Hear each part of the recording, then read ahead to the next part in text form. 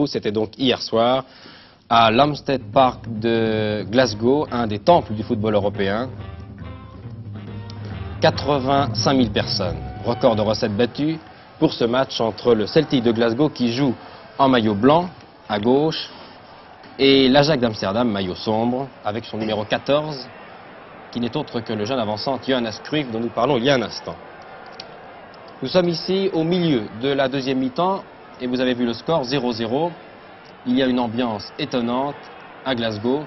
85 000 personnes, je vous l'ai dit, venues encourager le Celtic de Glasgow, qui va se ruer à l'attaque pendant cette première mi-temps pour essayer de remonter son handicap de 3 buts, car vous le savez, au match aller, les camarades de Cruyff avaient gagné par 3-0 à Amsterdam. 3-0, c'est un score difficile à remonter. Les Écossais ont cru, les 85 000 Écossais ont cru pendant une mi-temps que leur équipe allait rétablir l'équilibre.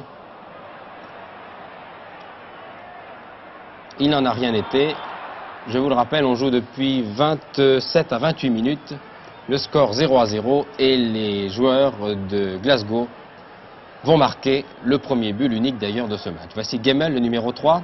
Je vais vous donner d'ailleurs la composition des deux équipes qui jouaient hier à Glasgow.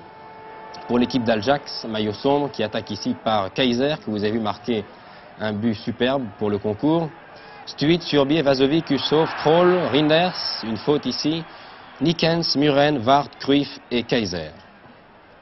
Maillot sombre, je vous le rappelle, pour l'équipe hollandaise. Et pour l'équipe de Glasgow, maillot cerclé, à droite ici en blanc, William, Hay, Callaghan, McNeil, Gemmell, Brogan, Hood, Johnston, Wallace, Aude et Hughes.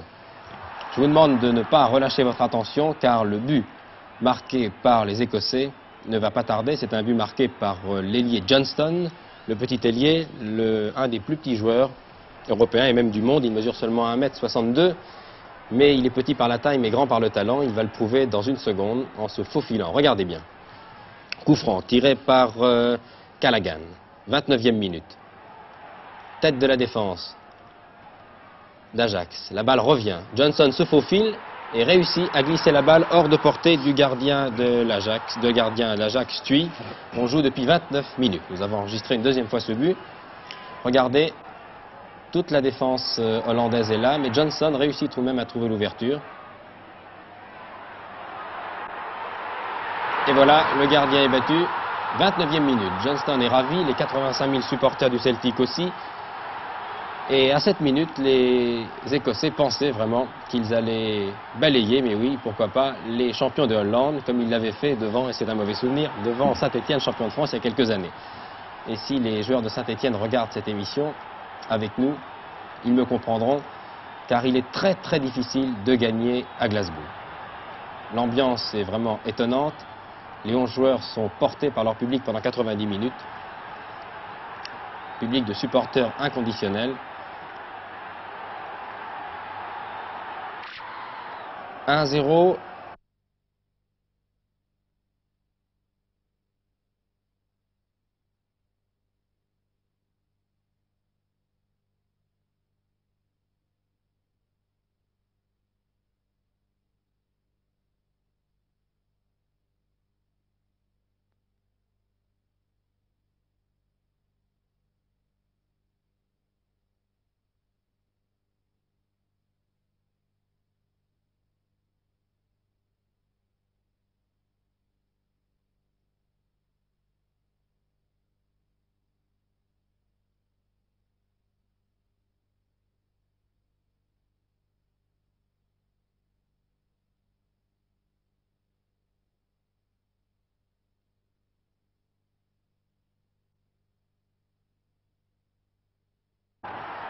Dans cette équipe du Celtic, vous avez reconnu des grandes vedettes du football européen. Ce sont des joueurs comme le numéro 10 ici qui va tirer le coup franc, qui n'est autre que Wallace. Vous avez reconnu Gemmell, qui lui a chuchoté quelque chose à l'oreille, une tactique sans doute qui ne va rien donner d'ailleurs, car Gemmell, vous le voyez, va laisser échapper la balle au profit de Vazovic et les Hollandais vont pouvoir se dégager.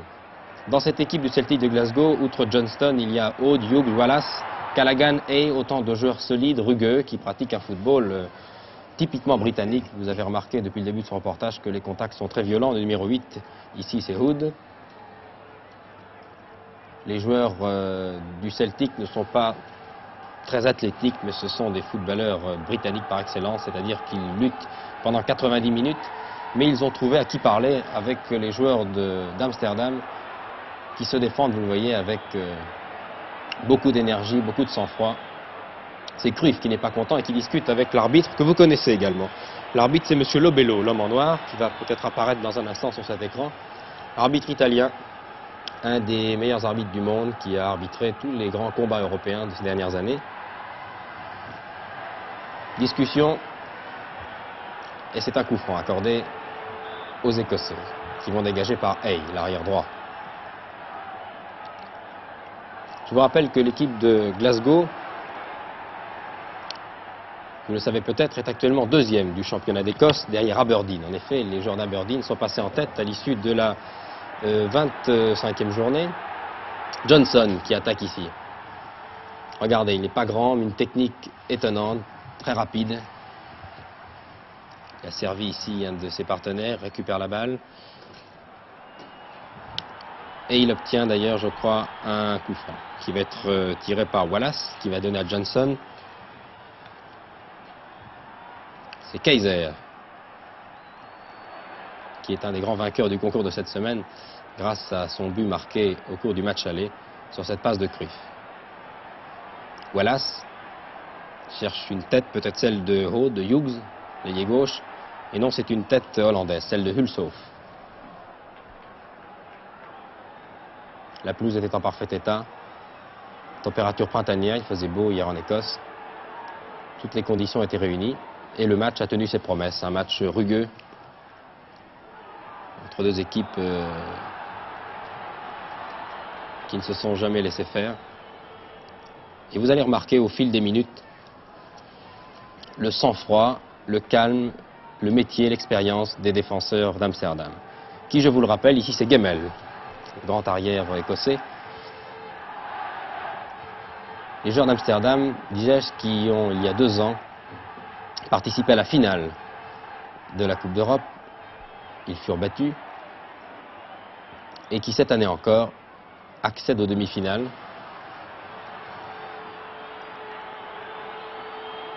Ce qui est une belle performance.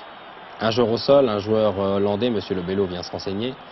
À gauche, le numéro 2, capitaine de l'équipe hollandaise, Vazovic. Et l'arbitre va d'ailleurs demander au capitaine hollandais d'amener Krol, le numéro 4 qui est touché. Ce n'est pas Krol, c'est l'ailier gauche Kaiser. Je demande pardon, le numéro 11. Plus de peur que de mal. Et le jeu va pouvoir reprendre. Les incidents seront très rares d'ailleurs. Nous avons affaire à 22 joueurs qui connaissent bien leur métier, 22 professionnels. Très fair-play, mais qui s'engagent à fond. C'est un match de contact et un bel arrêt ici du gardien William. Hughes, l'athlétique ailier gauche du Celtic, accroché.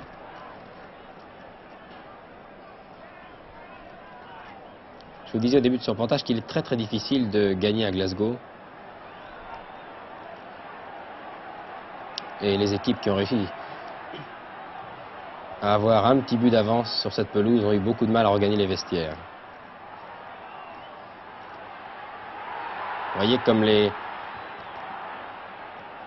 joueurs du Celtic font le forcing. Je vous rappelle, ils mènent depuis la 29e minute par 1-0.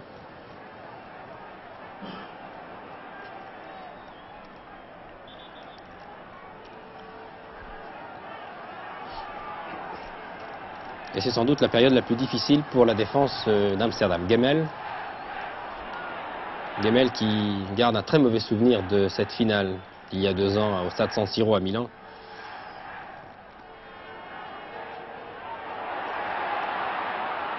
En effet, la balle sort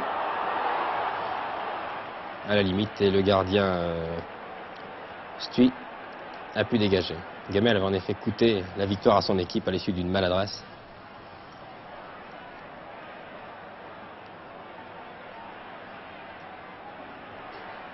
Qui avait été fort bien exploité par les joueurs d'Amsterdam. voyez comme les chocs sont violents, virils. Et l'arbitre, M. Lebello, tient bien les équipes en main. C'est sans doute un modèle d'arbitrage. C'est celui de M. Lebello hier soir à Glasgow. Vazovic. Suivons toujours la fin de la première mi-temps, qui était la plus intense, au cours de laquelle les deux équipes sont livrées à fond. Et vous voyez que les joueurs hollandais se défendent bien. Le corner est tiré par Cruyff, qui a été marqué de très près hier.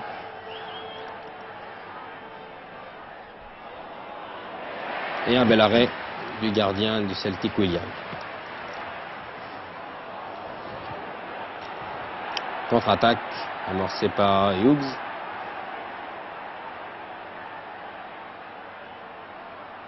Position d'avançante, perd la balle. Action qui ne donne rien.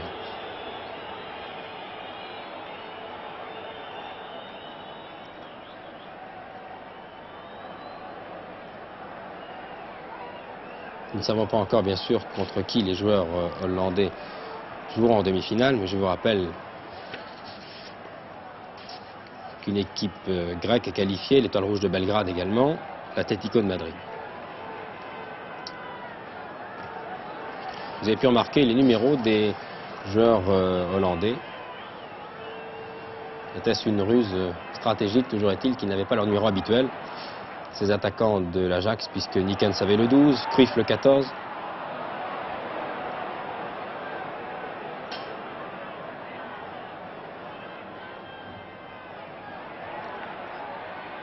Johnson qui essaie de passer par la gauche.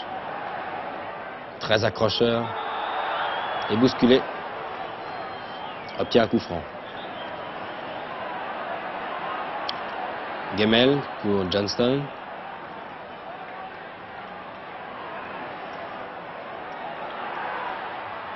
Fort bien joué de la part des Écossais. Et l'angle est fermé.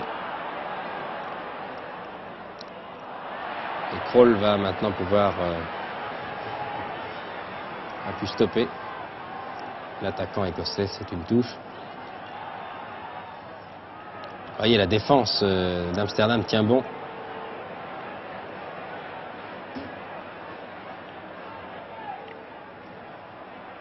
Et vous remarquerez d'ailleurs que les Hollandais, avec 3 buts d'avance acquis au cours du premier match, n'ont pas pour cela fermé le jeu. Ils ne sont pas repliés en défense, ils ont attaqué aussi.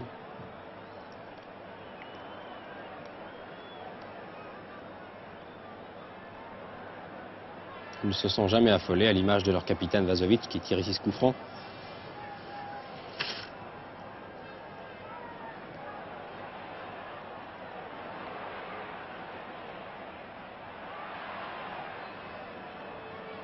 Corner pour les Hollandais, tiré par l'ailier Kaiser,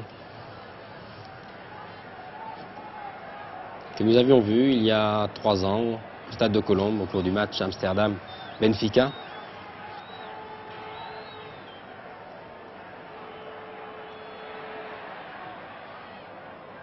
Tir qui ne donne rien. Cruyff, numéro 14. Sans doute le meilleur joueur hollandais et un des 5 ou 6 meilleurs joueurs d'Europe. Il l'a encore prouvé hier. Et surtout, il y a 15 jours au cours du match aller, que non seulement il marqua un but, vous avez vu d'ailleurs au cours du concours, mais il fait l'origine des 2 autres. En tout cas du dernier. Le deuxième ayant été marqué par Ulsov sur coup franc. Vous vous souvenez peut-être de ce très beau coup franc. Hughes à la lutte avec Nikens. Nous jouons maintenant les dernières minutes de la première période.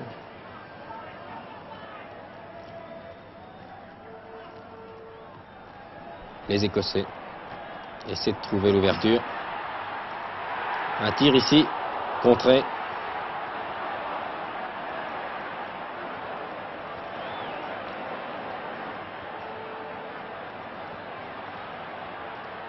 Les joueurs de Jack Stein, l'entraîneur du Celtic, ont vraiment tout fait hier pour surprendre les Hollandais, pour remonter ces 3 buts. Mais la défense d'Ajax est une des meilleures défenses européennes avec Surbier, Vazovic, Ulsov, Krol, milieu de terrain, Rieders, Nickens, Muren. Autant de joueurs dont on parle peu mais qui sont de très très bons joueurs. Vazovic, Nickens, Muren, tout ça fort bien joué. Un tir manqué de Cruyff et un dégagement des Écossais.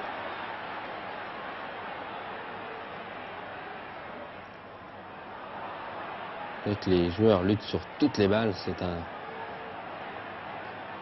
l'illustration même de ce qu'est devenu le football moderne, un football d'engagement.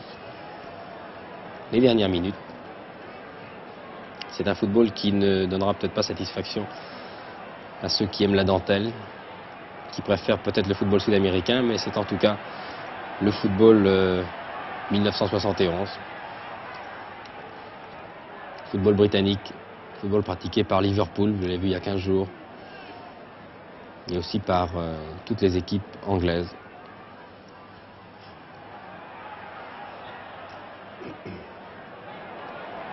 Non seulement anglaises, mais aussi, vous l'avez vu, hollandaises, belges.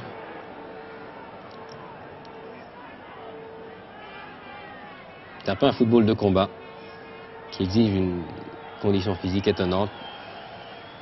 Car pour jouer pendant 90 minutes à ce rythme, en étant constamment attaqué par son garde du corps quand on est un attaquant, il faut être en très grande condition physique.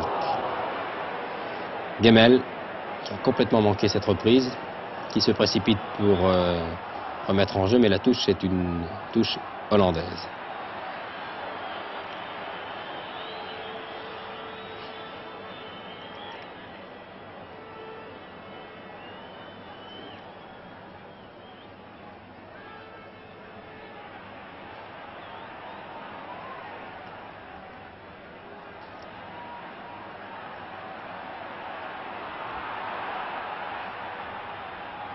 Contre-attaque des Écossais.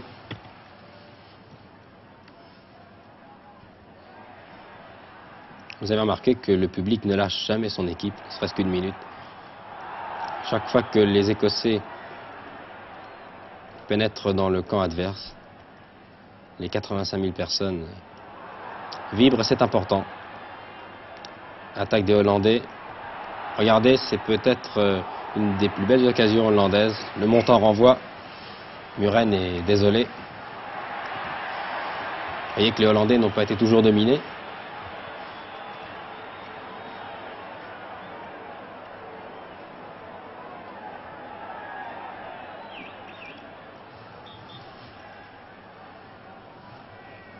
Les dernières secondes.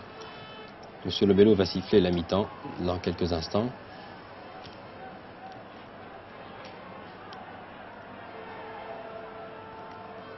Qui va donc se terminer sur le score de 1-0. Ce sera aussi le score final. Nous avons sélectionné les meilleures phases de la deuxième mi-temps, qui fut un peu plus décousue.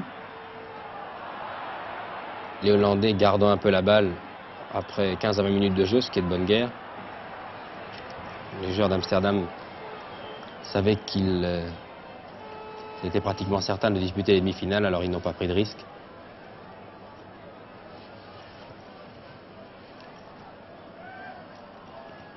Et les attaquants écossais se sont bien sûr découragés en fin de match. Sur l'ensemble des deux rencontres, ils étaient menés par 3-1. C'était un score trop difficile. C'est Cruyff qui a été touché.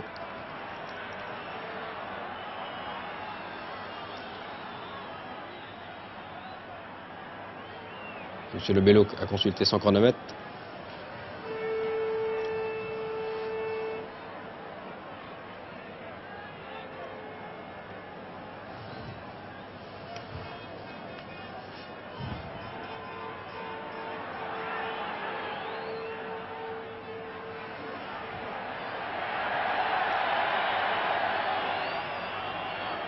Une attaque qui ne donne rien.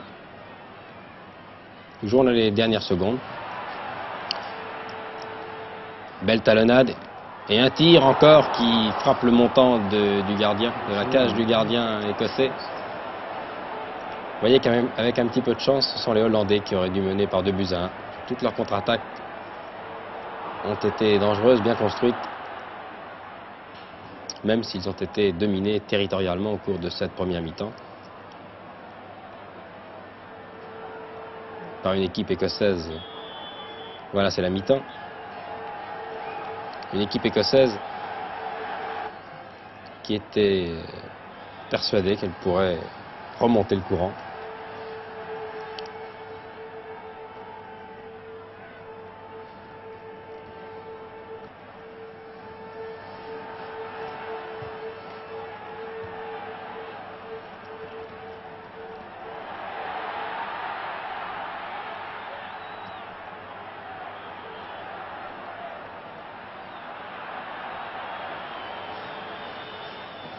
Les joueurs du Celtic voulaient se venger, en tout cas venger leurs camarades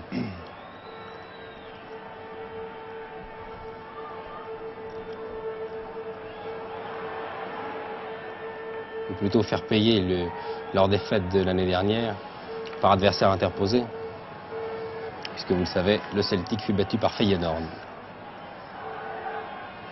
et non pas par Ajax.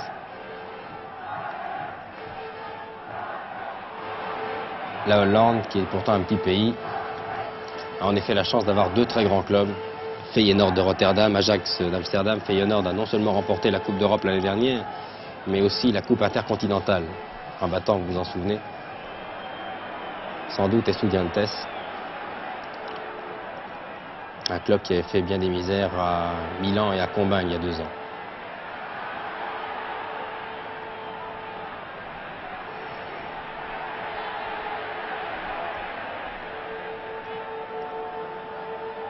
Vous voyez comme les joueurs se serrent de près. Cruyff avait 3 joueurs hier pour le surveiller. McNeil, Callaghan, Gemmel. C'était beaucoup.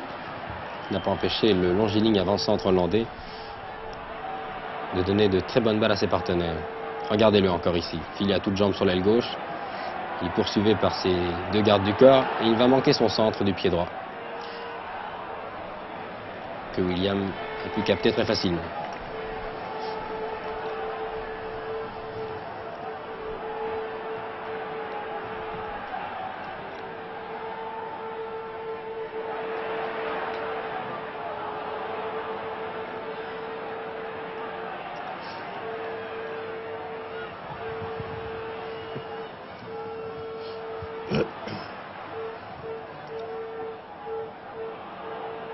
Et toujours ces supporters, cette marée, ne cesse de gronder pendant 90 minutes. Gunston, pris par la caméra au sol, accroché, oui, par le demi-centre hollandais. Monsieur Lebello a vu la faute et accorde un coup franc au Celtic.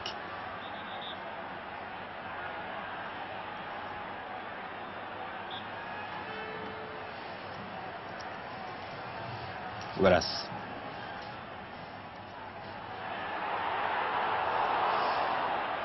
C'était dangereux.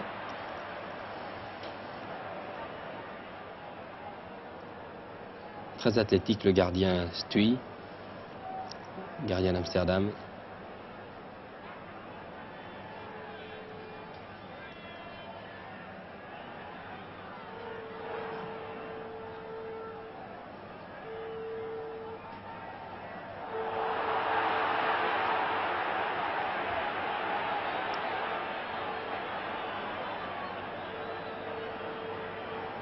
Vous voyez qu'on ne prend plus de risques. On joue depuis 55 minutes environ.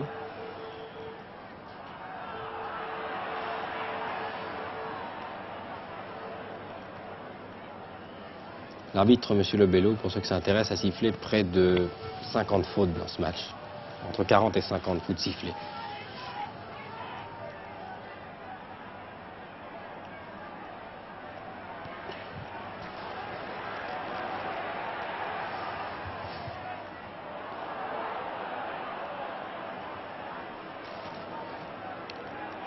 Oh là là.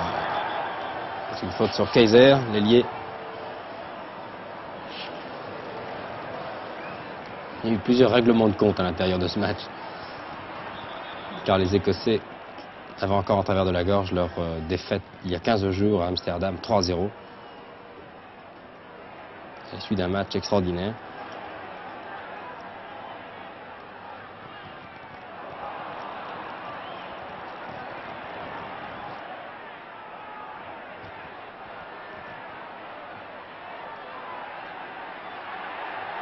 Johnson, écarté.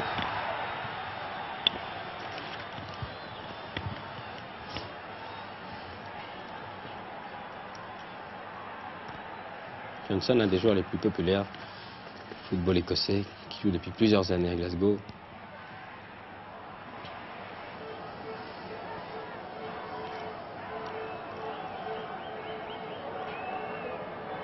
Et Monsieur Lobello calme les esprits.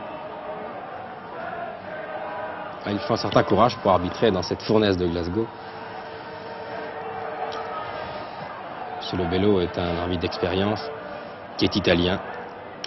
Et dans ce domaine, je crois que les stades italiens n'ont rien envié à ceux d'Écosse. Encore le petit Johnson, contré par Vazovic, le capitaine hollandais.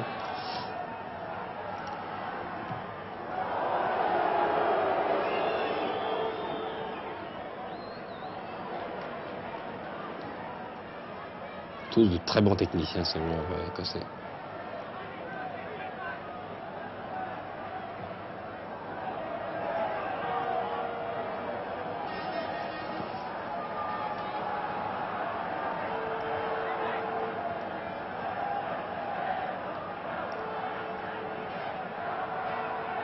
Le public chante.